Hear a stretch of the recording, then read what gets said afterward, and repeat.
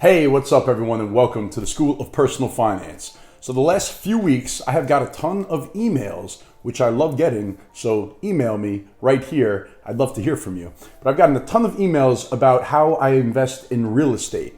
So I thought that it would be a good idea if I took you back and I walked you through the first investment property that I purchased back in 2016. So I'm going to take you along the journey, my thought process, everything that led up to me actually pulling the trigger, taking the chance, and buying my first rental property. Let's get to it.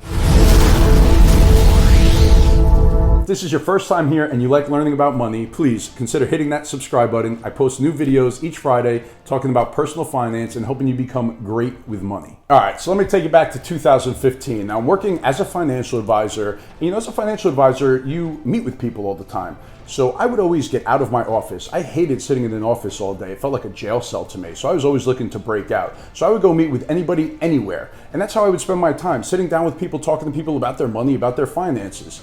But I would drive all over the place. And on those rides, I got such a great education. I would listen to podcasts. I would listen to audiobooks. I would spend half of my day driving around to meet with people. So I learned so much during that time. And I dove deep into the world of real estate investing. There are some great podcasts out there. There are some great audiobooks. So like I would listen to Rich Dad, Poor Dad, for example. Another great book was Getting Rich Through Rental Real Estate. Podcasts, I would listen to Bigger Pockets podcast. The Real Estate Guys is another great podcast. Get Rich Education was another one that I was listening to.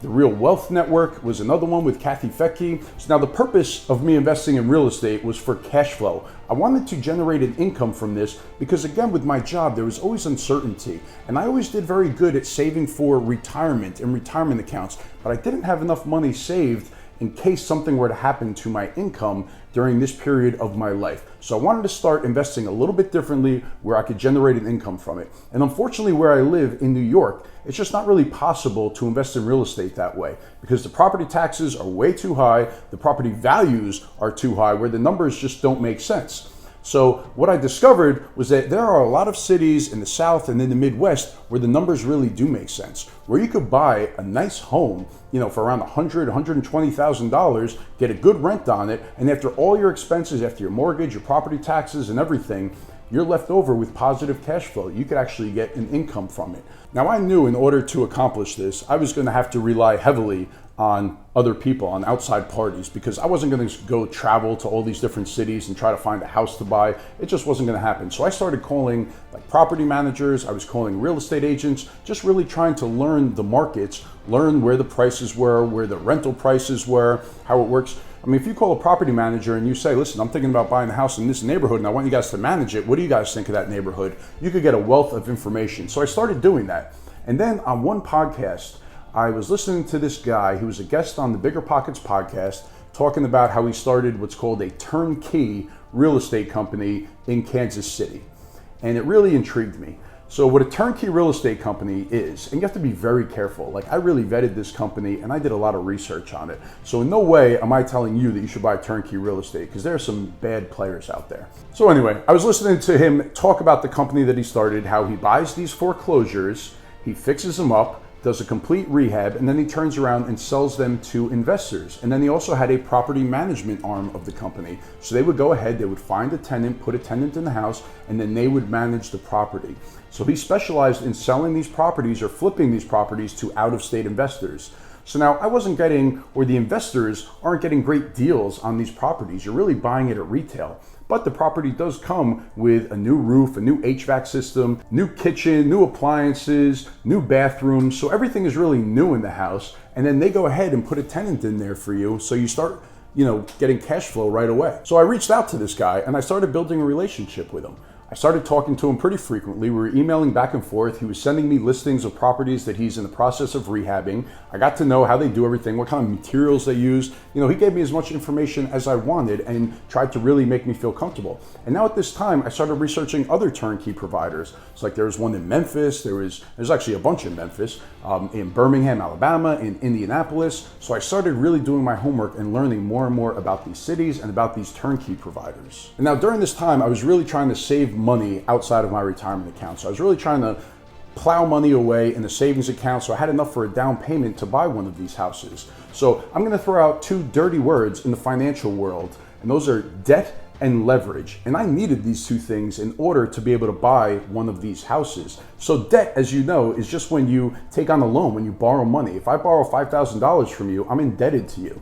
And leverage is when you take that debt, when you take that loan, and you turn around and invest it in the hopes of getting a higher rate of return than the interest that you're paying on the actual loan. So that's what a mortgage was for me. So to buy one of these houses, I would put 20% down, and I would get the other 80% from the bank in order to buy the house. So after months of researching, I really decided that I wanted to pull the trigger and get going on this. And now I really didn't speak to my wife about it too much because I was just in the research phase. I figure I dropped the bomb on her as we started getting closer. But I remember me going to her and saying, hey, you know, I really want to buy a house in Kansas City as an investment property.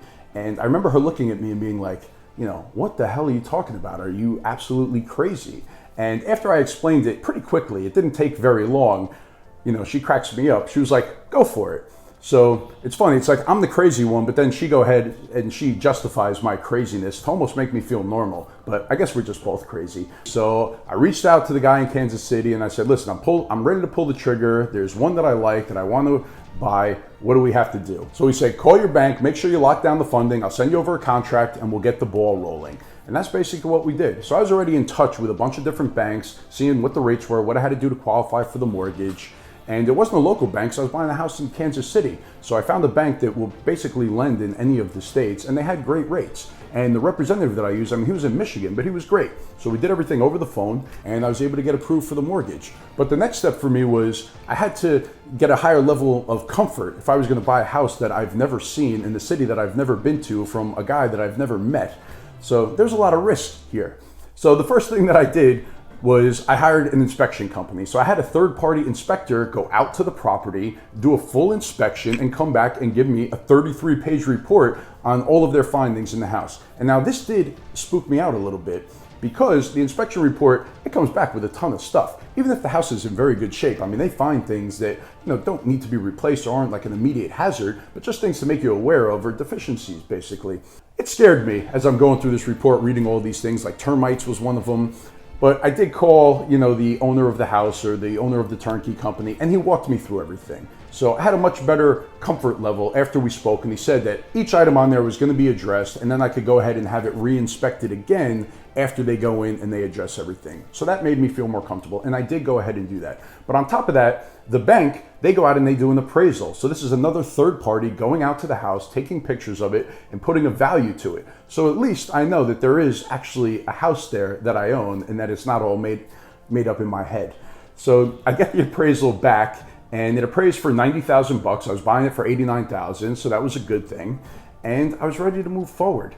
So as I'm getting closer to pull the trigger, each day that goes by, I'm thinking to myself, like, I'm really crazy, like I'm doing something crazy. And as far as the closing goes, I met with a mobile notary. So they send all the loan documents to a mobile notary. She met me at like a Panera Bread. We sat there, we go through all the loan disclosures, all the loan paperwork, and bang, it was done. And I owned a rental property. And I remember leaving Panera, thinking to myself, like, what am I doing? I either just made the biggest mistake of my life or it was the best thing that I've ever done. And, here 4 years later, I would say it's somewhere in between. It definitely wasn't a mistake. It's been a good run so far with this one house in particular, but with all the houses that I've owned, it's worked out pretty good. But there have been headaches along the way. So why don't we get into the numbers a little bit, and I'll share with you what I actually bought in that first rental property and how it's been since then. So the purchase price of this house was $89,000. So 89 grand for a house with a new roof, a new HVAC system, new kitchen, new bathrooms, new flooring. It's crazy. I mean, in New York, you could barely buy a shed in the backyard for 89 grand. So I couldn't believe it, when I was looking at it. And that's why these numbers work. That's why you're able to get positive cash flow in these markets. Now, I had to put 20% down, so that's $17,800 that I had to put down out of pocket. Plus, I had the closing costs on the loan. So wrapped into the closing costs are things like the first year's homeowner's insurance premium, the title work, the title insurance, the appraisal, and the other costs, taxes. So with the closing costs, it was $3,772. So altogether, out of pocket to buy this house, I had to lay out $21,572. So now, again, I did have to save that much in order to be able to do it. So it's not like you could just go buy a house if you don't have any money saved. So it did take me a while to save that money up, but I was getting ready for this day to pull the trigger and to start buying houses. So now let's look at the monthly numbers that made this an appealing investment to me. So for the first year, I was able to rent this house for $950 a month. And now the property manager, they charged 8% of the monthly rent in order to manage the property. So that was a cost that came right off the top. And then in addition to that, I had my mortgage payment. So I had the principal and interest, plus the property taxes and the homeowner's insurance, which was in escrow. And then above that, you have to put money away for vacancy, because you're gonna have times when the property is gonna be empty. Even if it's only a month or two at a time, you have to be prepared for that. And in Kansas City, it's a great rental market. So I've never had a vacancy actually for more than 2 months. I don't even think I've had a full 2 months. I might have had 6 weeks on a turnover for a property, but never more than that. But then on top of that, you have to put money aside for maintenance. And then you also have to be putting some money aside for when a big thing breaks, for a capital expenditure. If you have to replace, a water heater or whatever, a refrigerator, when a big item comes up, you have to be prepared for that, and you have to be putting money to the side. So after all of these things, my $950 coming in every month, and once I deduct all of these expenses, I still had positive cash flow in this property. I was still making money each and every month. And if you remember back in my How to Save Taxes video, after depreciation, that cash flow is pretty much tax-free. But now that's only one way that I make money in this house. The other way is through the appreciation of the house and also the pay down of the principal balance of the mortgage. So if we look at Zillow real quick, and now I know Zillow is not the most accurate thing in the world, but Zillow has the value of the home at $129,000. So that is $40,000 more than I paid for it. Kansas City has been a good performing market. So it doesn't mean that it's gonna happen forever. The timing might have been right, but I do remember even back then when I was thinking about buying it, thinking that the markets have been strong and that it's probably the wrong time to be buying. And once I bought my first one, I was hooked. I wanted to buy as many as I possibly can. I started plowing money away for the next down payment. It's all I was thinking about. And now I do go out to these different locations. So maybe every other year. I was supposed to go this year, but coronavirus kind of put a damper on those plans. And I go out with a couple of my friends who also own properties. So it's a nice tax-deductible trip that we take, like out to Kansas City or to Memphis or to Birmingham to go visit our houses, talk to the property managers. We have changed property managers in the past, so we do stay very active and all over this. And I keep spreadsheets, I keep very good accounting of everything. I'm all over the numbers. So you do treat it like a business. It's not something where you could just be completely hands-off and just hope that the checks keep rolling in. You have to run it like a business and think of it that way. But it's just a good way, planning for retirement. If you have a portfolio of houses, then you have options. You have houses that you could pick from. You could either sell one if you want to raise some cash, or you could do a cash out refinance. So overall, I really do like the idea of investing in real estate. And I've had a pretty good experience so far.